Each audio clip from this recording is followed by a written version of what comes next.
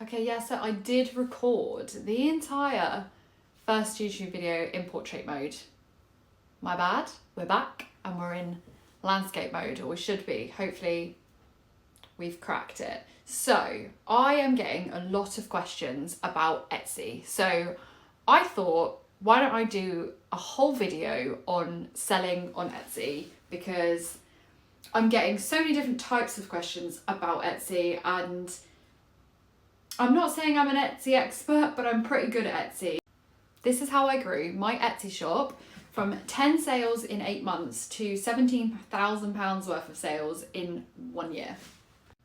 My name's Jordan and I'm the owner of Wild Race, a luxury sustainable candle company based in Essex, and this is all about Etsy. So the main thing I'm noticing is, so I've been asking all the people that are asking for help and commenting on my videos and things like that. Most of them are saying that they're not getting sales or they're not getting views. When I click on their page, the main thing I'm noticing is the titles. So when you sell on Etsy, your titles, the main writing bit, not the description, it has to be full. Stop writing titles that just say, for example, if it was me, lavender candle or pumpkin candle. Like, stop it. You need to fill every single space in that title, all of it. And then you need to put, I'll go back to what you should be putting in the title, but every single thing that you put in that title, you should be putting in the tags. And not just writing, say you're putting scented candle, all this stuff in the top. Let's just take scented candle. You're not going to put scented candle into the tag and press enter and that be one of the tags. That's not what we do here. You don't put all your separate little things that you've put between the commas in the tags individually and send them.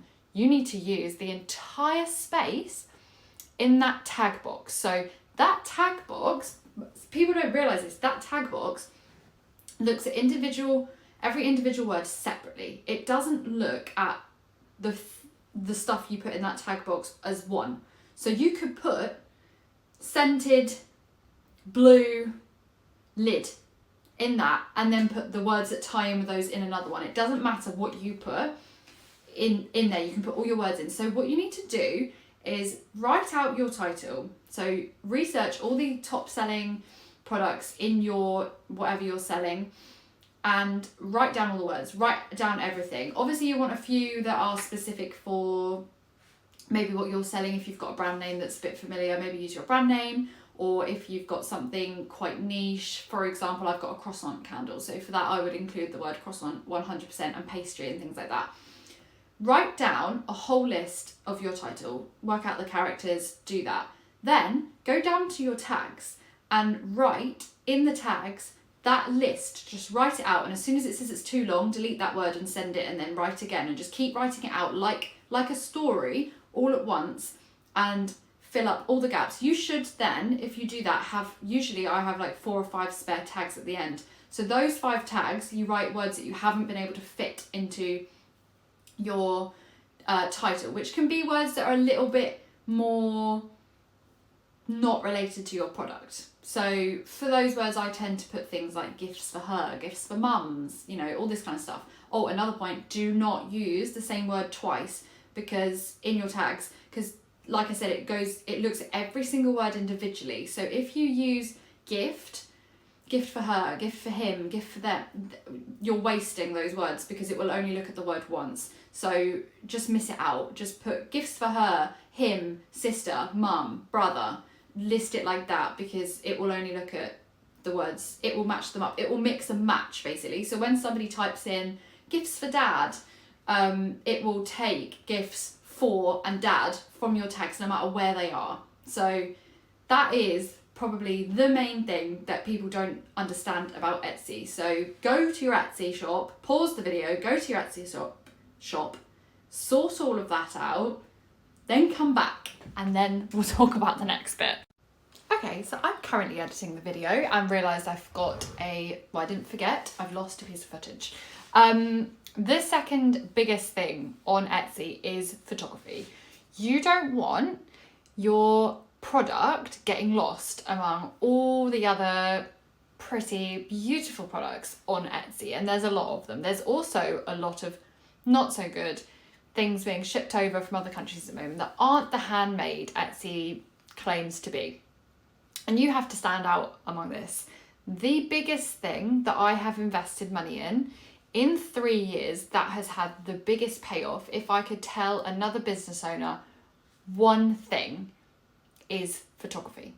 So as soon as I started investing in photography, my business saw the biggest jump, I would say, out of the last 3 years. I don't want to talk too much about my business side of things, but in terms of Etsy, photography is huge. It's huge on any platform, but it's huge on Etsy. You're competing amongst so many sellers.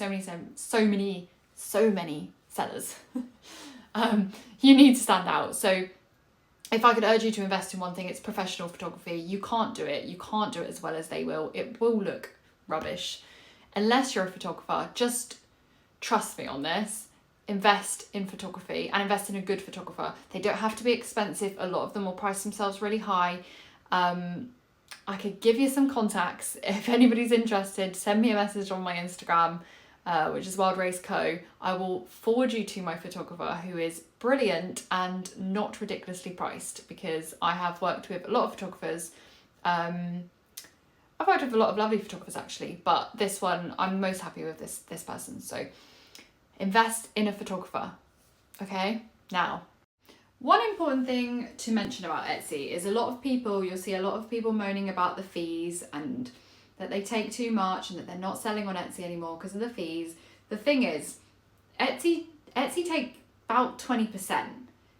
A lot of other companies take about 20%.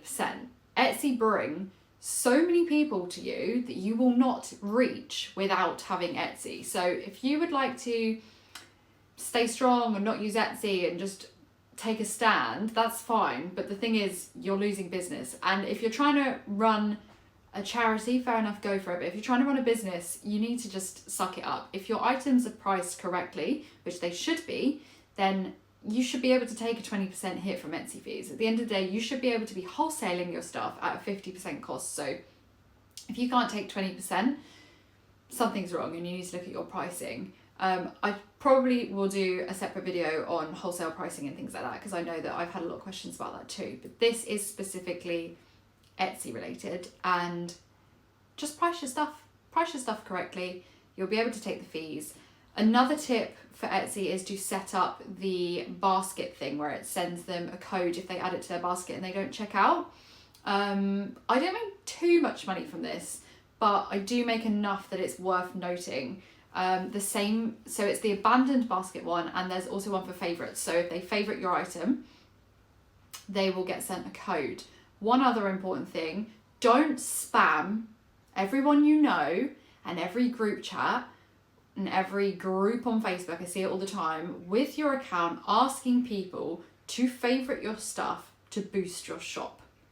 It doesn't boost your shop. It will make your shop perform worse because they are favoriting your items and not buying them. That makes your statistics bad.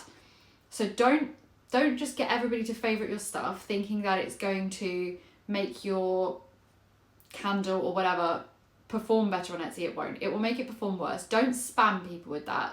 If everything is right on the listing and the listing is of good quality, because obviously if you're selling something that's not of good quality, I can't guarantee, obviously, if you do all these things that it's going to sell. If your product isn't good, it won't sell.